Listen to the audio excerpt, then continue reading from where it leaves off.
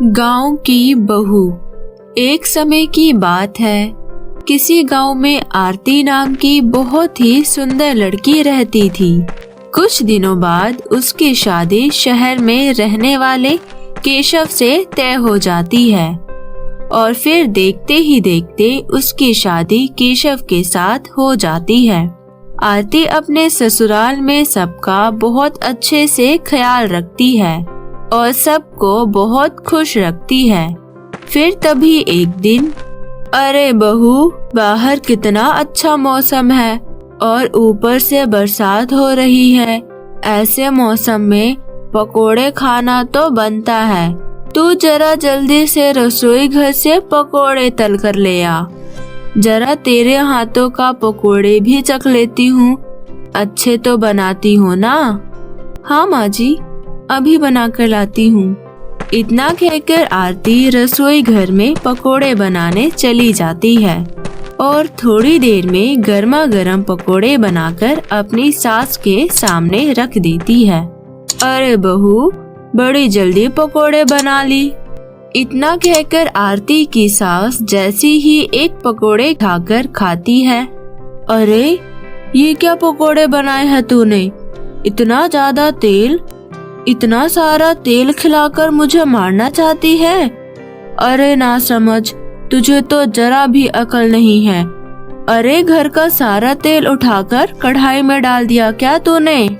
अपनी सास की ऐसी बातें सुनकर आरती घबरा जाती है और अपनी सास से माफी मांगती है। मुझे माफ कर दीजिए माँ जी। अरे, मैं तो पहले से ही अपने बेटे की शादी गांव की लड़की से करने के खिलाफ थी। पता नहीं कौन सी मनहूस घड़ी थी जो मैं तुझे अपने घर की बहू बनाकर ले आई। मेरी तो मति ही मारी गई थी। अब खड़ी खड़ी मेरा मुंह क्या देख रही है? ले जा अपने पकोड़े यहाँ से। सास की बात सुनकर आरती बहुत दुखी हो जाती है और बिना कुछ कहे प्लेट उठाकर चुपचाप वहाँ से चली जाती है। फिर कुछ दिनों बाद आरती घर का काम कर रही होती है। तभी पड़ोस की एक औरत वहाँ आती है और आरती की सास से कहती है, अरे केशव की माँ, आज मेरे घर में पूजा है। तुम शाम को पूजा में आ जाना और हाँ, अपनी बहू को भी जरूर से लेते आना। हाँ हाँ मोहन की माँ, ये भी कोई बोलने की बात है, मैं जरूर आऊंगी। फिर पड़ोस की औरत वहाँ से चली जाती है। ये सब आरती देख रही होती है।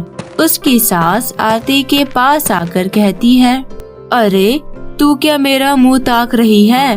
मैं तुझे लेकर कहीं नहीं जाने वाली। अब वहाँ अपनी नाक थोड़ी ना कटवानी है। जा अंदर जाकर काम कर।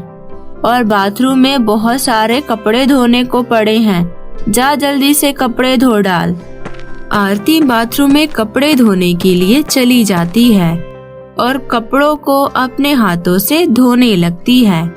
तभी उसकी सास वहाँ आ जाती है और गुस्सा करते हुए कहती है, अरे बेवकूफ लड़की, तुझे किसने कहा था इस तरह से कपड़े धोने के लिए? जब घर में वॉशिंग मशीन पड़ी है तो कपड़े उसी में धोने चाहिए ना। इस तरह तो तू घंटों तक बाथरूम में कपड़े धोते ही रहेगी। हे भगवान, तुझे तो जरा भी अकल नहीं है। लेकिन माँ जी, मुझे तो वॉशिंग मशीन में कपड़े धोने नहीं आते।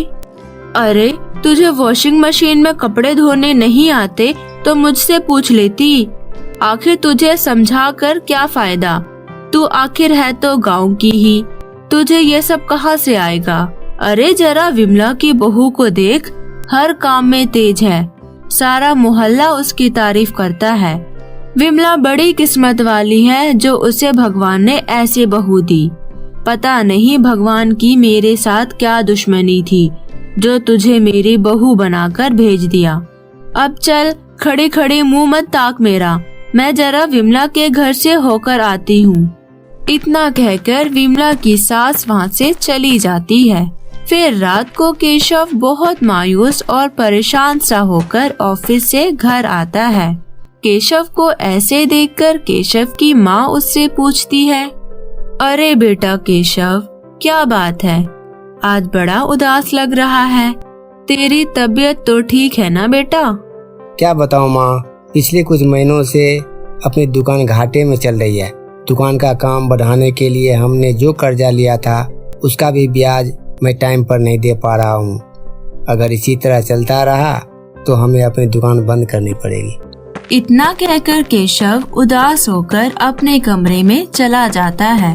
देखते ही देखते केशव की दुकान में इतना ज्यादा नुकसान होता है कि उसे अपनी दुकान बंद करनी पड़ती है और केशव घर बैठ जाता है।